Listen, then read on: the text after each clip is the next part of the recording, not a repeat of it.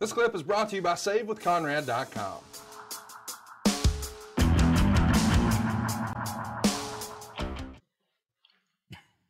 Excuse me. We talked about it at the top of the show here. Nexus gets a ton of heat coming out. Meltzer says, given that it looks like this show did far better than last year based on one match, the idea of allowing heels to get and keep heat may not be the worst idea this year. Miz came out to be the seventh guy, but Cena told him that they wouldn't wait for him to make up his mind until the day of, and they had already secured a partner, and it was Daniel Bryan.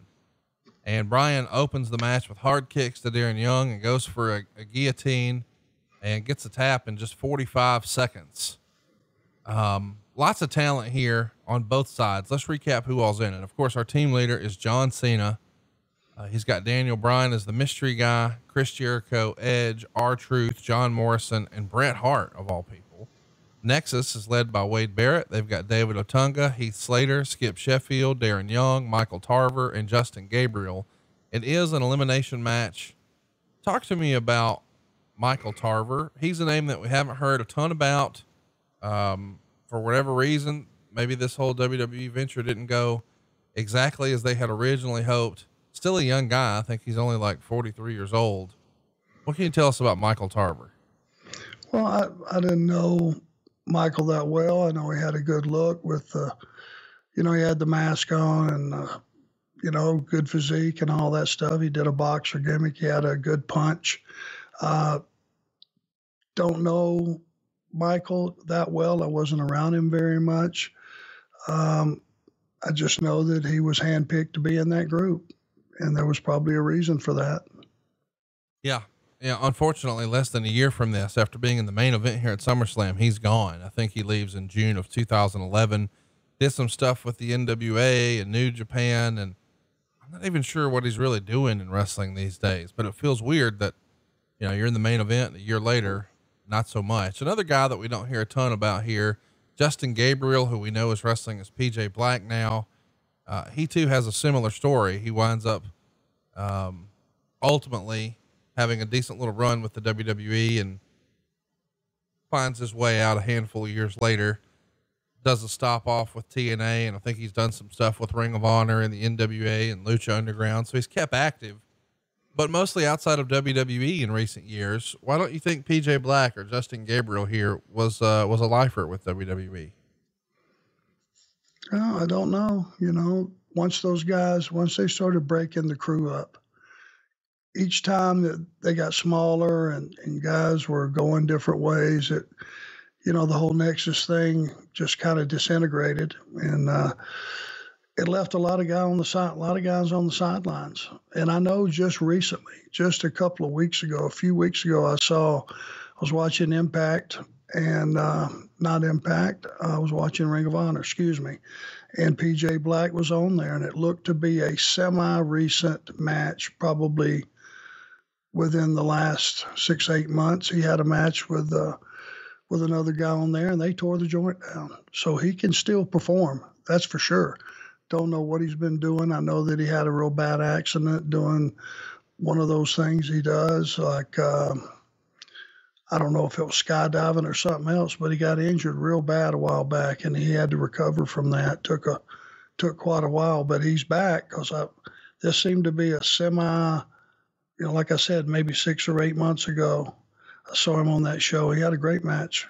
Yeah. He's still with Ring of Honor, but it's just curious to me that, this is a guy who's with the company. I think he started in developmental in like 2008 maybe. And he's with you guys until like January of 2015, and right around Royal Rumble 2015, he either asked for his release or was granted it, whatever. But it's always been fascinating to me that it really feels like there's almost two kinds of wrestlers, guys who, work their whole career to get to WWE and try to get there and stay there. And even when they leave, they're trying to get back. Then you got other guys who are like, I tried it, and this is too political, too corporate, too whatever, but it's just not a good fit for me. And it's not often that you see a guy make a decision like that, but clearly he did and seems to be doing just fine. Is that fair to say that maybe there's just, cause we even talked about recently on an Ask Arn episode about Bullet Bob Armstrong and maybe what his national appeal could have been had he chose something different, but he had such a good deal for himself in Pensacola that his quality of life was just through the roof. Why try to do anything different? Do you think there's just some guys who maybe WWE was their dream and then they get there and realize, well, this isn't what I hoped it was. I'm going to go back and do what I was doing before. Well, you got to understand, when you take these young guys and you either bring them up from indies and you put them in the system, NXT, or they go, exclusively to NXT or whatever the case was, and then you bring them up to the main roster, they get their proverbial Fit Finley 3 weeks. If they're brought up to be used right away. If those guys don't blow the roof off the world in 3 weeks, a lot of times they just get forgot about. That was it.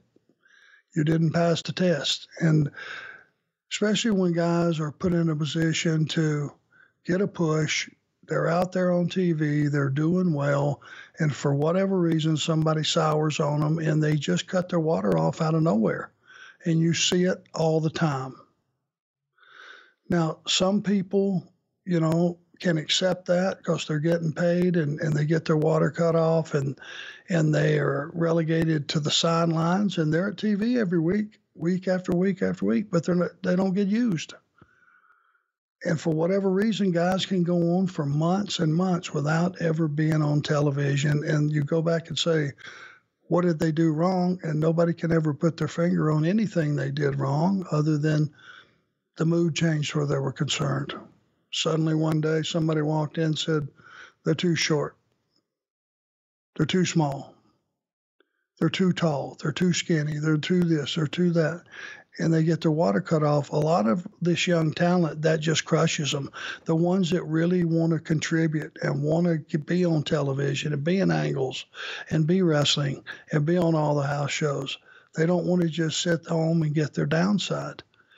And a lot of those guys in Nexus, were good performers. The Heath Slaters, the Wade Barretts, a PJ Black, a lot of those guys, and I'm sure I'm leaving some guys out. I know there were 7 of them, but a lot of those guys were really quality workers. And there's nothing worse than to have something to offer and not be able to offer it for whatever reason. And no one can tell you why that you're not being used.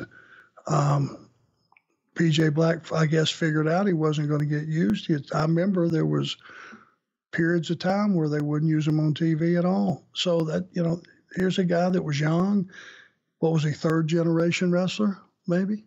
Yeah, he's been wrestling. I mean, it's in his family for sure. Yeah, I know at least 2nd generation, and I may have made that up about 3rd, but the guy wants to go out and do what he does and perform on television and all those things. And you get to a point to where you see that you're never going to be used. You just want to go out and wrestle anywhere. And it quits. It stops being about the money so much. It's about, this is what I always wanted to do. This is what I grew up wanting to do. I'm here. Why won't they use me? And it's pretty debilitating to a young guy's mentality. I know that. Hey, it's Conrad Thompson. Thanks for checking out the podcast here on YouTube. Be sure to hit the subscribe button and the notifications bell so you get a notice anytime we upload some new content. And go save yourself some money right now. If you're in a 30-year loan or you have credit card debt, it's not a matter of if I can save you money. It's a matter of how much. Find out right now for free at SaveWithConrad.com.